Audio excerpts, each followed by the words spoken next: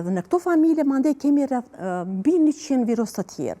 Pra, ekziston një numër shumë i madh i virusëve që shkaktojnë ftofje të zakonshme, prandaj edhe ende na nuk kemi vakcinë. E kemi vetëm vakcinën kundër virusit të influencës, mirë po nuk kemi ende vakcinë kundër viruseve të shkaktojnë ftofje të zakonshme.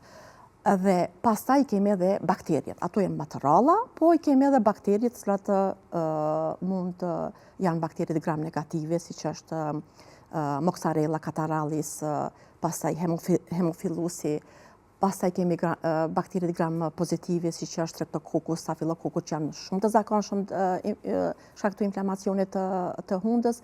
Pra i kemi këto pra viruset dhe bakteriet bëjnë pjesë në grupin e riniteve jo alergjike.